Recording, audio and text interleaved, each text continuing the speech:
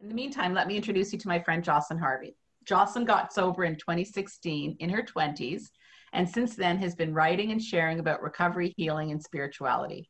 She's a big believer of practicing radical acceptance alongside growth, leaning into compassion and going with the flow.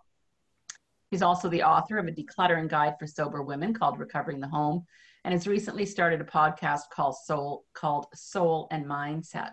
And she also has a website. And I'm going to be dropping those links in the chat. And Jocellyn's also going to be telling you today about a program that she's starting next month, I think, in September. Correct, Jocellyn? So I'd like to turn it over to Jocellyn, who'll explain a little bit about what today's Mental Health Monday session is all about, and take it away.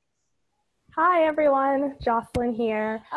So yes, I do have a little guide that I made for people to download, and it is of the confidence and achievement inventories that we're going to do, some stories behind it, and I have my links in there as well if you want to follow me in the various places that I'm on. I'm going to share my story, how I came to this, and then when we end up doing the stop recording, if you want to journal to some of the things, you can do it later, that's fine if you're more comfortable not journaling on the fly. And then of course you can ask any questions too. So who am I for the people who don't know? My name is Jocellyn. I live in Burlington, Vermont, and I, as I said, got sober in 2016. It was a really important thing to do in my life, and pretty immediately I started talking about my recovery online. I've always been a writer, I've always been a sharer, and I really wanted to get that information out there, and it was really cathartic for a while. And then about like 2.5 years into recovery, I started going to therapy, which was also super necessary at the time. I don't think people need to go in right away or even ever, but I'm glad that I did when I did, because I had done a lot of work on myself through various recovery programs and spirituality and mindset stuff. And I felt like I had a better understanding of myself, but I was still really lacking that confidence. I still felt very uncertain, afraid to move forward. And after spending more time in therapy, I got more comfortable with my confidence, with joy. It's not that I never felt that in the first few years, but it was more fleeting, I would say. So I have my notes down here because whenever I do PowerPoints, they always seem to like fail on me. So I'll just be looking down just to make sure that I'm going, through this and hitting everything. So why confidence matters to me in my recovery and in people's recovery from everything is that I find that it just adds this richness to my life. When we're looking at a lot of the things that we might have done in the past and the places where we honestly might have messed up, or our traumas were coming up, or triggers, it's good work to do, but it can just be this constant focusing on what's wrong with us, how we can be better, how we can improve. And there is a tendency I have found in myself, and definitely seeing it in others, to just like constantly stay in that energy. You figure something out about yourself and then you're like, wait a minute, like, let's see what else I can find, and go down that rabbit hole. And it just continues and it continues, and it can start to burn us out. And again, we're learning things about ourselves, but there's not necessarily that like forward movement of, okay, I know this, like, how can I continue to move forward in a new direction, either bringing this thing I learned about me with myself or leaving it there. And in my new work that I do, Soul and Mindset, one of my big pillars is social awareness. When I talk about things, I really don't like to be Pollyanna and love and light and pretend there aren't injustices and things going on in the world. And one of the things I'm really big about with social awareness is that as women, and I say this in the PDF, we have 3 lifetimes worth of experience finding all the things that are wrong about ourselves, finding where we could be better and how we can improve. And if we did all these things, we would just get exactly what we want. So I love going in and doing this work, but I also don't like to stay in that, because it's just like reinforcing that narrative that we have gotten so much in our lives as women. So that's why confidence really matters to me in recovery. And now I'll share how I really got my confidence back. And that was in 2019 when I decided to write Recovering the Home. I had gone to school for writing. And as with most things, whether you're drinking or shopping or just, I call it in the PDF, the habits that weren't serving us, when we're really leaning into those, we lose a lot in our life. We lose the things we enjoy, and writing was one of those. And even though I had a job where I was writing on a daily basis, Monday through Friday, it wasn't the type of writing I wanted to do, and it wasn't really serving my soul. So when I got the hit to write Recovering the Home, I was just completely off to the races. It was this message that came through when I was walking around in Florida on vacation, so there was nothing cluttering the mind, and I thought this is going to be such a great thing to do. And I really started writing that in April with the help of a writing coach, and I published it on my site in October, and I had such huge growth in those few months. And I let go of a lot of narratives. I talk a little bit about it in the achievement inventory, so I'll save some of that. But I let go of certain narratives. And after that moment, it was just one of those life changers in recovery where it was like, no, like I will always be, or yes, I will always be thinking of confidence. I'll be thinking of joy and how I have grown, and also being really proud of that.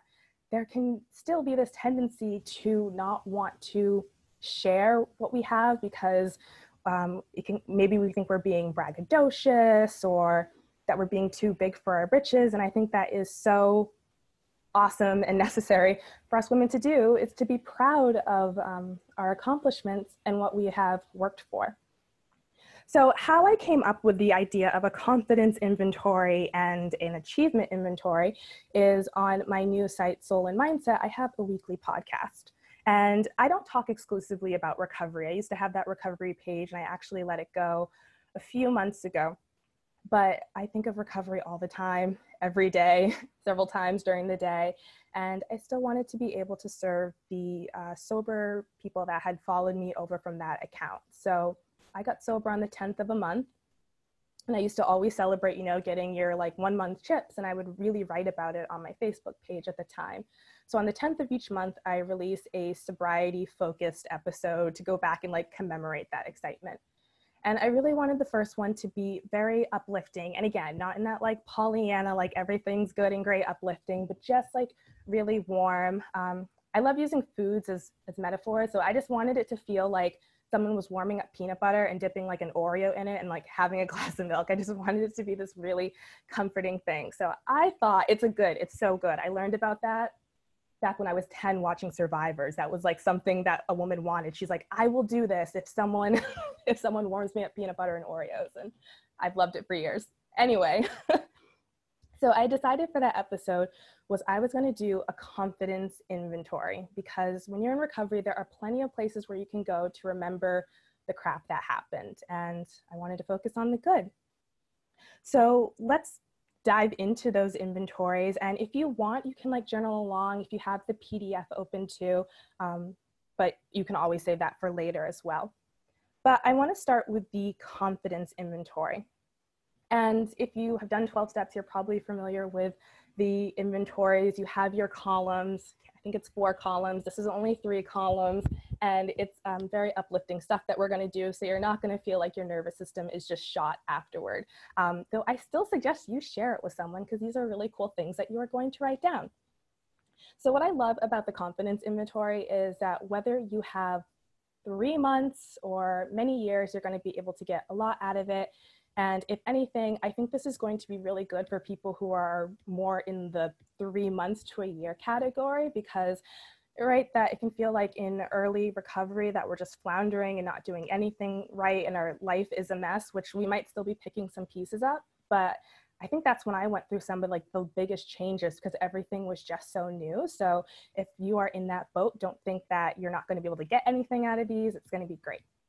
So with the confidence inventory, I'm going to share the story, and then I'll share how it's broken down. And this is a fake story because I use a runner as an example, and I do not run.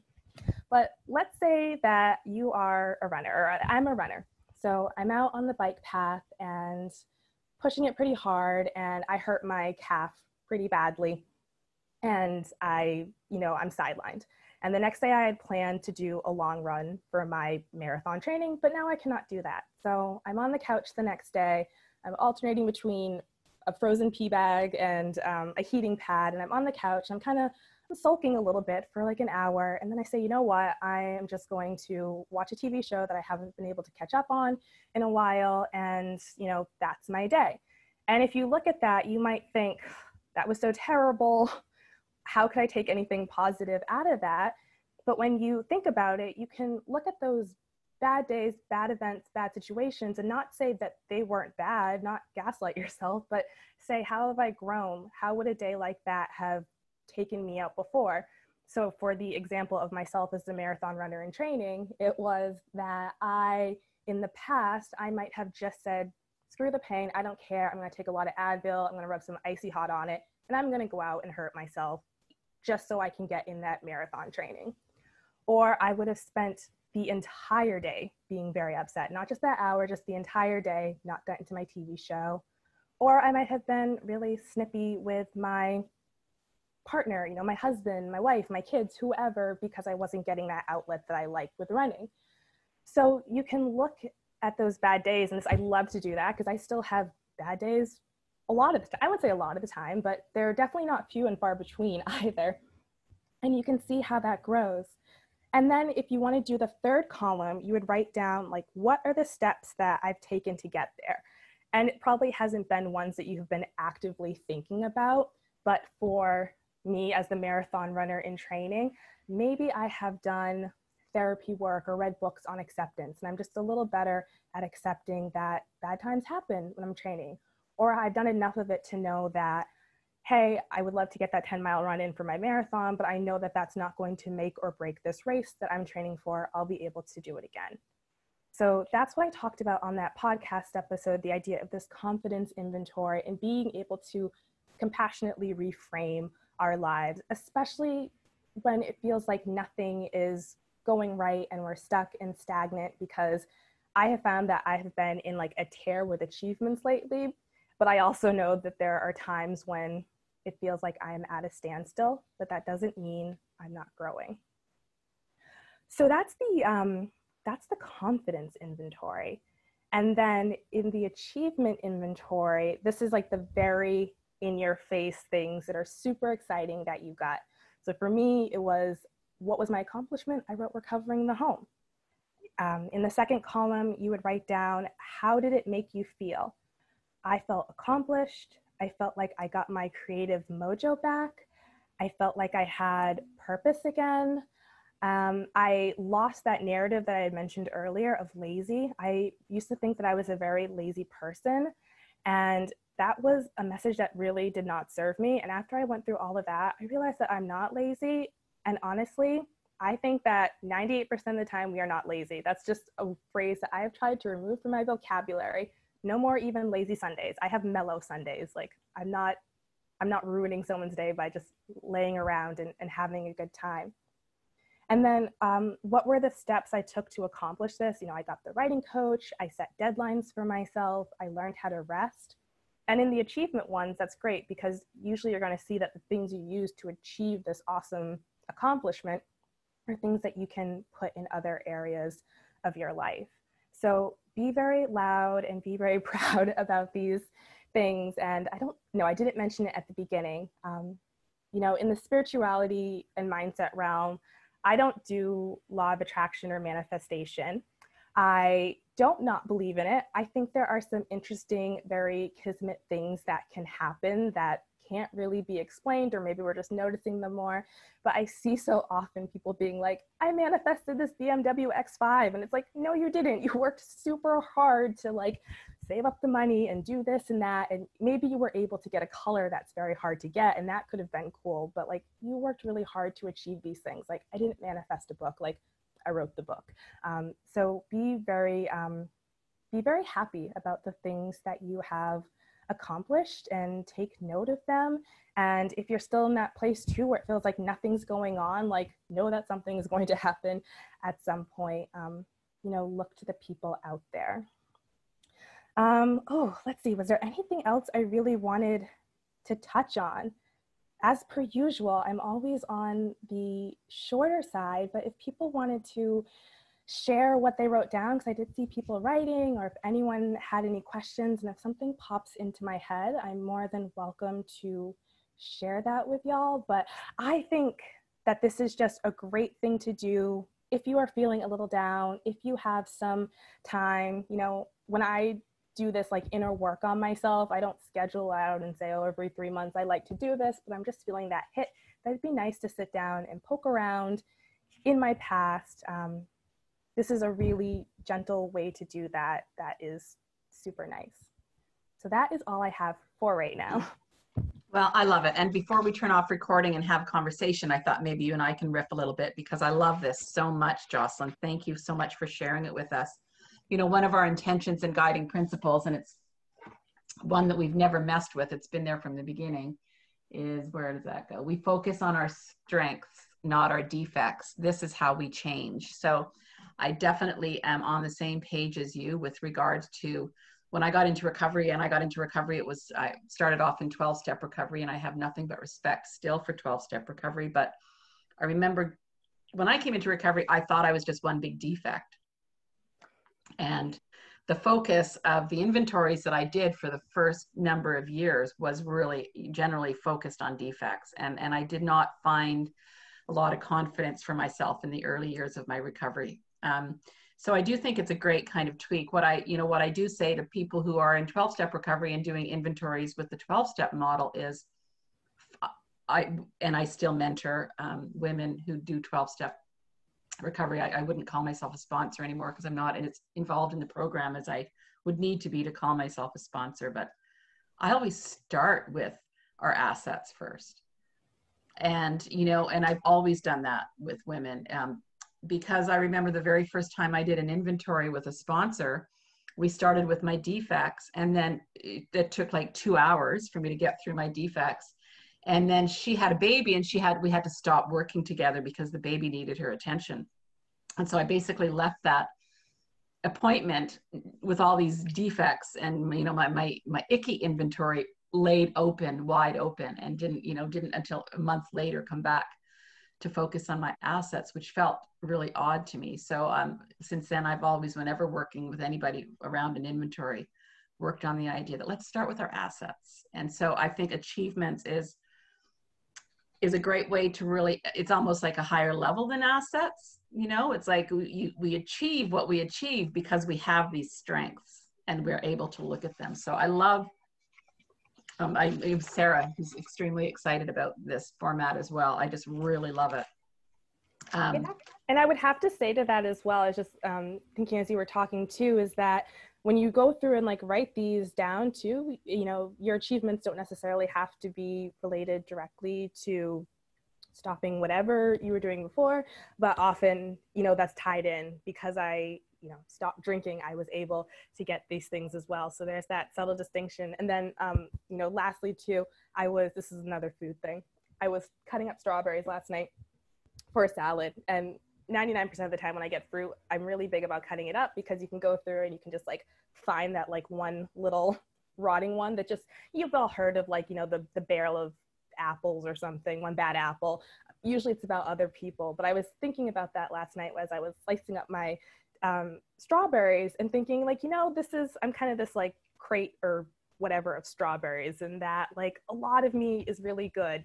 40 of these things are good. And then I have like 2 things that like, could probably be worked on, could probably be removed.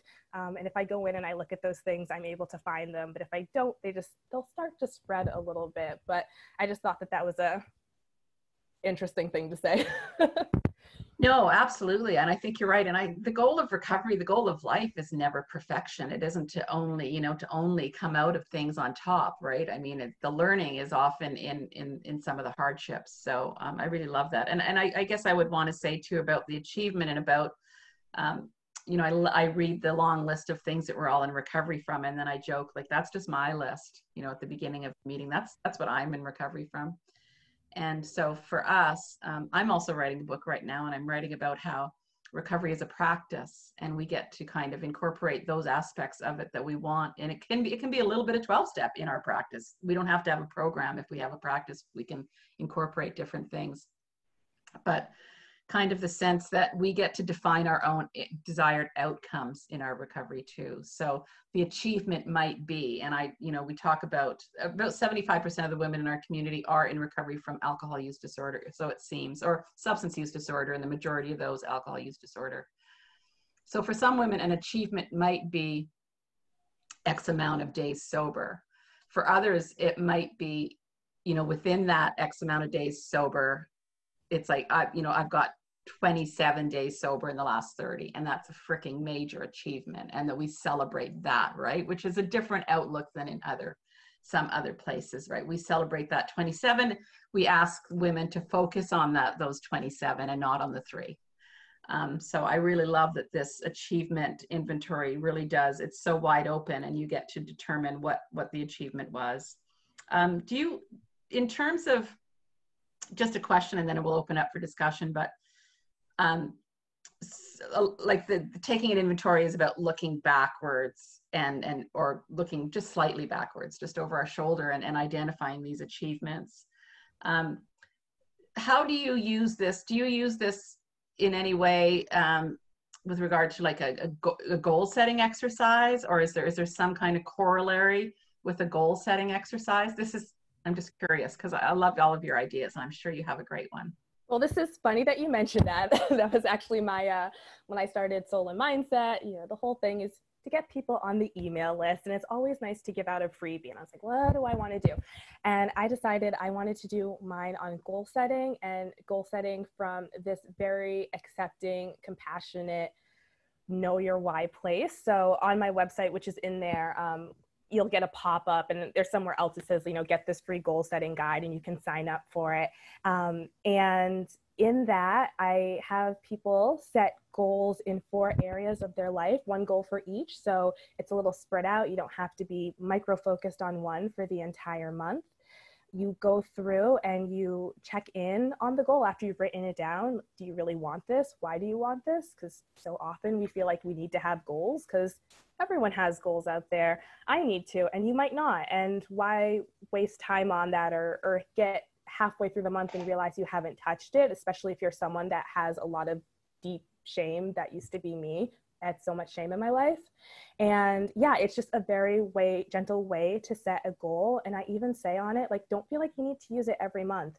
This summer, I've had so much other stuff going on that I haven't used that goal setting guide. So check it out if you want. But yeah, I try to bake compassion into so much of the stuff that I do, because unfortunately, I think it's lacking in a lot of places, whether it's recovery, spirituality, or mindset. And my first blog I ever wrote from it, and line I come back to, is that you can't hate yourself into lasting change or shame yourself into it. Like, you can get there, but you're not going to be able to keep it. And if you can, it's not going to be fun. So like, you can get there a nice soft way, or you can like drag yourself there. I think the soft way is a little better.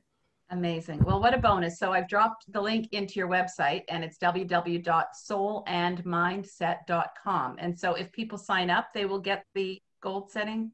Yeah, and it's set up in a way that you need to, like, it sends you like you sure you want to subscribe, and then click it, and then it'll send you the download. There you go. Well, there you go. So now we have that bonus as well as that was really amazing. I'm really excited to hear what other people have to say. I am going to thank you very much, Jocellyn, and let people know who are listening to this in the future.